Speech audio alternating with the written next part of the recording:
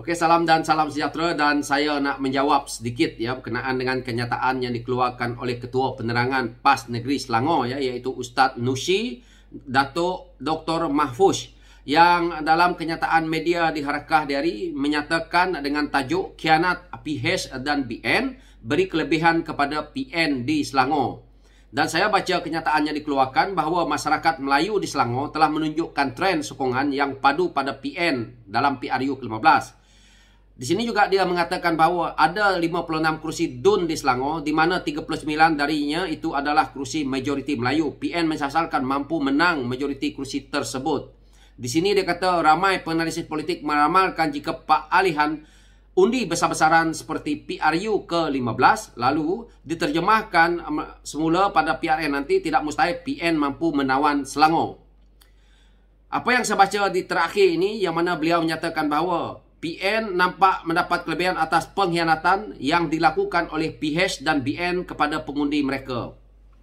Saya ya, apabila saya melihat kopiah di atas kepala, lepas tu gelaran Ustaz lagi tu, anak Datuk, iaitu Ustaz Nushi Datuk Dr. Mahfuz. Ini gelaran yang pada saya besar. Tetapi daripada kenyataan media yang dikeluarkan, kalau setakat kita nak jadi ahli politik dengan propaganda, dengan kita nak menabuh fitnah, dengan kita menipu kepada rakyat, pada saya tidak respect orang seperti ini. Sebagai tokoh muda, sebagai ketua penerangan, kita patut jelaskan apa yang sebenarnya. Jangan kita suka membuat propaganda yang akan menjadi fitnah dan juga menipu. Dalam isu dia mengatakan bahawa khianat PH dan BN ni, apa maksud dia? Jadi di sini jelas dia nak menyatakan kepada rakyat, konon-kononnya PH dan BN mengkhianati pengundi. So saya nak tanya balik, pengundi di luar sana ataupun orang di luar sana sudah memahami bahawa apa yang terjadi sewaktu pembentukan kerajaan yang ada hari ini. Yang pertama, kita tahu PH mempunyai 82 kerusi, manakala Perikatan Nasional mempunyai 74 kerusi. Tolak satu kerana Kuala Terengganu telah menipu undi, maka tinggal 73. Jadi dalam dua komponen parti yang besar ini, yang mendapat majoriti terbesar adalah Pakatan Harapan, bukan Perikatan Nasional. Maka Perikatan Nasional tidak dapat mandat kerana Perikatan Nasional tidak nak bergabung dengan Pakatan Harapan untuk menubuhkan kerajaan. Hari ini PAS meroyan. Apa yang kita lihat hari ini, yang mana saya nak jelaskan terperinci, jangan kita keliru ke rakyat, jangan kita buat propaganda, jangan menipu.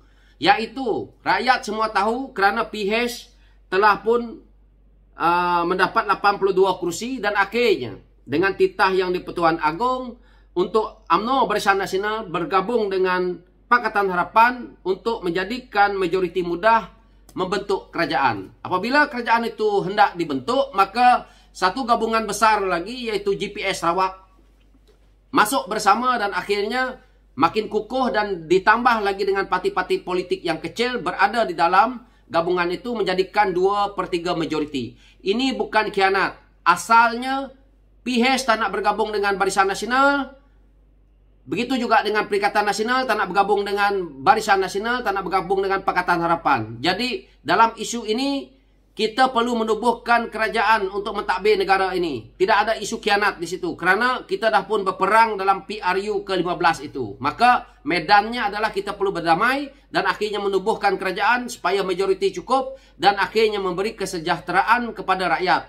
Terutamanya yang kita hadapi hari ini, ekonomi, masalah-masalah politik yang tidak berkesudahan. Jadi kalau pemimpin PAS yang muda-muda seperti seorang ustaz ini mengeluarkan propaganda murahan seperti ini, pada saya ini penipuan. Dalam isu dia mengatakan bahawa ramai penganalisa politik melamalkan jika peralihan undi besar-besaran seperti PRU ke-15 itu diterjemahkan pada PRN ini nanti, tidak mustahil PN akan menawan negeri Selangor. Penterjemahan apa yang pemimpin PAS ni tu mikirkan, mimpi di siang hari, atau kamu pembohong paling besar? Macam mana kamu nak kata rakyat menyokong Perikatan Nasional pada PRU ke-15 yang lalu? Ngok ke apa? 73 kursi dengan 82 kursi, kamu tak nampak ke bezanya itu? Bermaksud, kalau PH lebih banyak kursinya daripada Perikatan Nasional, bermaksud di sini rakyat menyokong PH, bukan menyokong kamu. Jadi hari ini nak menterjemahkan di Selangor, dah tentu Selangor itu memang dah confirm boleh menang lah Pakatan Harapan. Kalau kita tengok matematiknya, ini bukan matematik Papa Gomo. Saya nak beritahu dekat ni, Ustaz Nushi ni. Nama aja Ustaz, tapi politik matematik pun dah tak faham-faham. Kita tengok ya, 56 kerusi ya, semua keseluruhan kerusi DUN di Selangor ya. Yang mana 39 adalah kerusi Totok Melayu. 17 adalah bukan Melayu lah. Anggap macam tu campuran.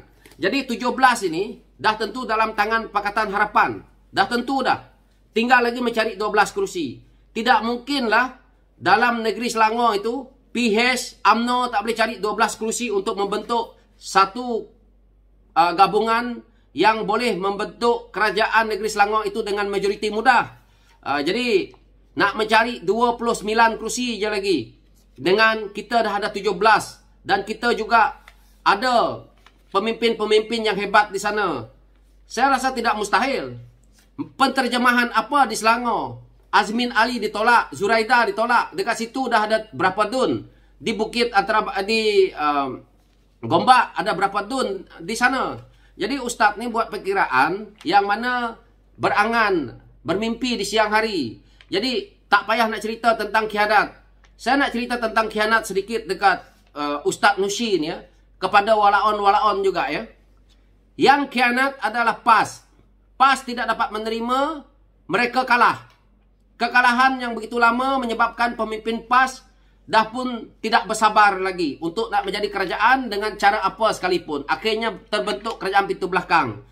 PAS ini dah ditolak oleh rakyat untuk memerintah pada PRU ke-14. PAS masuk dengan menyusup dengan menggunakan sentimen kaum dan agama, bermain isu 3R, yang mana kerajaan yang nak ditubuhkan waktu itu namanya Kerajaan Melayu Islam. Tetapi menipu semua rakyat Malaysia dengan keadaan yang kita terima hari ini disebabkan oleh begitu ramainya menteri, begitu gagalnya Perdana Menteri, begitu rakusnya pemimpin PAS berada dalam kerajaan. Semua janji-janji PAS tinggal janji apabila mereka ada dalam kerajaan. Itu hakikat. Tak perlulah orang seperti Ketua Penerangan PAS Negeri Selangor ni nak berhujah. Kalau kamu, politik kamu hanya sebatas itu, pakai kopiah di kepala, lepas tu gelaran ustaz, tetapi perangai kamu sama macam orang yang tak ada ilmu politik, yang mana kamu congak dengan keluar kenyataan media yang pada saya low value pun tak ada lah. Jadi saya pun tak nak ulas panjang-panjang isu ini, tetapi itulah isunya. Dalam isu PRU ke-15 iaitu hujahnya tadi, yang mana tidak ada isu pengkhianatan di situ. Ini titah yang di-Pertuan Agong untuk menubuhkan kerajaan supaya terbentuknya kerajaan. Takkan kita nak hang government. Jadi susahlah kalau pemimpin PAS macam ni. Ini pun tak tahu, basic politik pun tak tahu, tapi ada hati nak jadi pemimpin politik. Tak payah jadi ketua penerangan kalau standard macam ni. Patutlah PAS reput di Selangor. Sebab apa? Ketua penerangannya orang macam ni yang menggunakan gelaran saja untuk menipu, untuk membuat propaganda kepada rakyat. Jadi saya menjawab secara sinis ini, secara tegas, bahawa jangan suka menipu orang. Rakyat hari ini tidak bodoh. Jadi itu ulasan saya berkenaan dengan isu ini. Saya harap Ketua Penerangan PAS lain kali study dulu sebelum keluar kenyataan. Jangan memalukan diri sendiri.